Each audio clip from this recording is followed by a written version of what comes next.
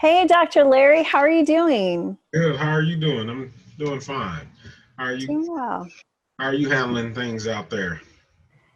Doing well, doing well. It's a different way of life right now, but hanging on and going forward. I think it's okay. It's just kind of rolling with everything that's going on and not resisting and digging heels in. I agree totally. I agree. How's it in Oklahoma? Oh, it's fine. Got some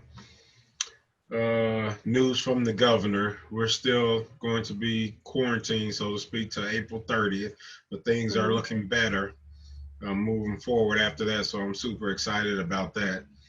To get things back to I don't want to say back to normal. I'm going to say the new normal. The new Continue normal. to adjust to the new normal, even if we have to create it. It's true. It's true. New normal.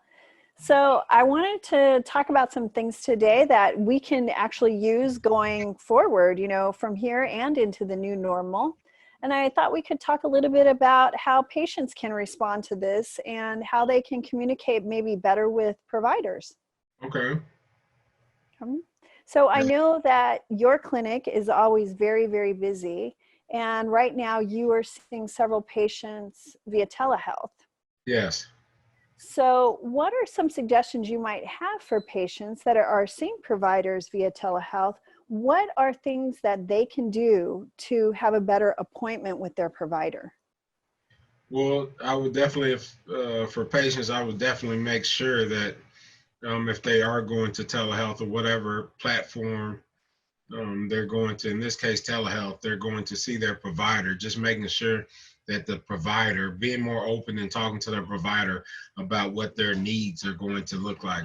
For instance, if you were a patient that were that previously brought somebody with you or worked alone or had a family or a friend with you or whatever the case may be, just speaking more openly about your provider, about if they were able to continue to meet your needs via telehealth, or what that would look like for you. But just definitely being more uh, uh, still communicating with your provider about what's going on and what's your experience. If you feel uncomfortable doing this, just being open and upfront with your provider through this very challenging time that we're facing. If your anxiety has been high, if your depression has been high, if you've been, the isolation has been a lot, just really being open with your provider and talking to them about that, to Mhm. give that will give your provider the ability to help you in the best way that they can. Okay, so advocating for yourself that if you would like somebody else in your telehealth appointment, letting your provider know, I would like to have somebody with me, a caretaker, a spouse, a family member, Yes. friend. So advocating for that. And then Yes. also being transparent with the Yes. way that you've been feeling. Is your anxiety higher? Are you starting to feel depressed? Just being very transparent and upfront with your provider at this time. Yes. Yes. Definitely. Okay. So I know those are great solutions that patients can use when communicating with providers. Let's take it a little step further. And what can patients do at home right now to help take care of themselves through this difficult time? Okay. So for us, we've been told to use technology, so to speak, to Mhm. still engage and see the patients that we treat throughout many communities throughout the United States. And I would say that same thing for the patients, that may be at home alone or not getting to see their family members as much, or not getting to see their grandkids or their children or whatever the case may be. But we still have access to technology just like we do. They do also. So using Google Duo or FaceTime or whatever video apps that they can use to still get that engagement. One, two, what type of mindfulness are you practicing? Technology, right? So there are plenty of apps out there that we've talked about in the past. Calm and Meditation Me and Breathe. These are technology apps that are readily available for um, people to use throughout the communities and use on your phone. So and And three is staying active. What ways can you stay active and keeping a healthy diet as possible and staying, but it's important to stay active during these times. Mm-hmm. I know that YouTube has a plethora of workout Yes, videos that you yes, can definitely. use. So many and all different levels. So Yes, it doesn't matter where your level is of working out. There are many on there. Everyone might laugh at me, but I was watching Sweat into the Oldies the other day with Richard Simmons. yes, I Okay. remember sweating to the oldies. Yes, Yeah, that is on YouTube as well. So, so I know that some people have workout equipment at home. Others are being creative and coming up with their own. I had a friend that posted the other day, she was using two very, very large ketchup bottles as uh-huh. her weights. And that's Hmm. what she was using to stay Okay. active. So, doesn't matter your activity level, there are things that you can do. I know here in California, you're still able to get out and walk. So you might be able to walk around the block, take your dog for a walk. There are things that you can do to remain active. We're speaking about nutrition. You brought up Yes, nutrition kind of in there. So what yes. can we do as far as nutrition goes? Because many people are saying, the Corona 15, and they're at home eating and watching Netflix, and not a lot is getting done in the way of nutrition. So what can we do to help with nutrition?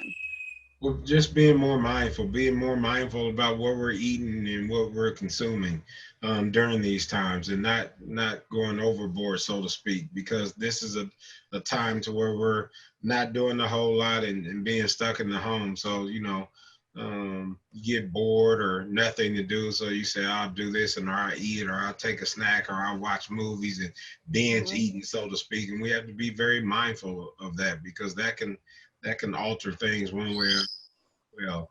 And then going back to, you brought up a very good point with YouTube, because now, so gyms are closed for the most part in most areas throughout the country, right? But I know Nike is doing free workouts. I know a lot of the major gym organizations like Lifetime or Orange Theory, they're doing having Mhm. workouts daily. So, looking at this time that we have, how can we maximize it and make the best of it? And two of those ways are maintaining a good, healthy diet and exercise, exercise, exercise. Definitely makes us feel better. And I don't mean like exercise for 2 or 3 hours a day. It can be 10 to 15 minutes, 10 to 15 minutes here or 10 to 15 minutes there. Just doing something to stay active, get that heart rate up a little bit throughout the day. Absolutely, absolutely. I think that's important. And another one would be yoga. Taking Yes, some time to definitely. practice yoga and really go into that whole mindfulness and the mind-body connection. And I Yes. think yoga is a wonderful way for us to connect with that. Trying to find some time for ourselves, just simple stretches. And it doesn't have to be a 30-minute, hour-long yoga session. There are some that are as short as 10 minutes, even 5 minutes on occasion, where it's a simple stretch and just really breathing and learning to breathe. I think that helps us. And with the whole mindfulness thing that you're talking about, that breathing comes into play because we definitely can focus on our breath and take away from some of the stressors that we may have at that moment. So I think that's important. Now, another one that I know that you feel very passionately about is sleep.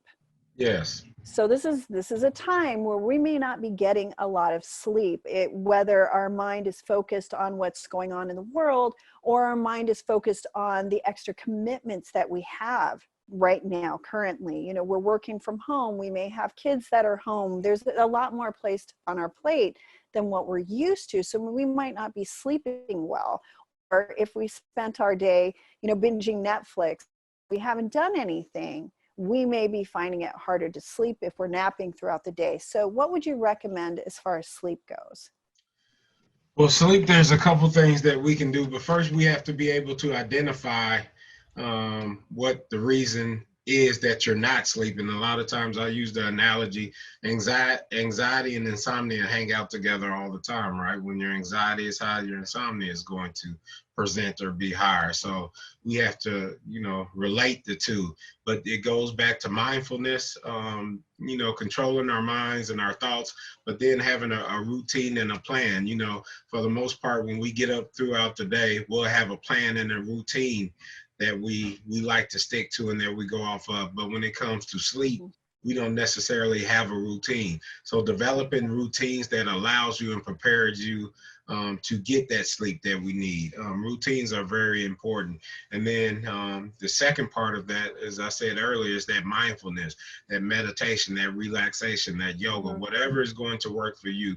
YouTube is a great platform that millions of people are using, especially during these times. And the good thing about, one of the many good things about YouTube is they have what's called a search engine, and you can search for nearly anything on there, and they're going to have some videos on there for you that will help you through these times. But definitely with sleep, you definitely have to have a routine. And if you don't, have a routine, it is very wise to create a routine that will allow you and prepare you to sleep. But the more you do throughout the day with your mind, your body, exercise, and diet, the better you're going to be able to sleep during the night, which is important during these times.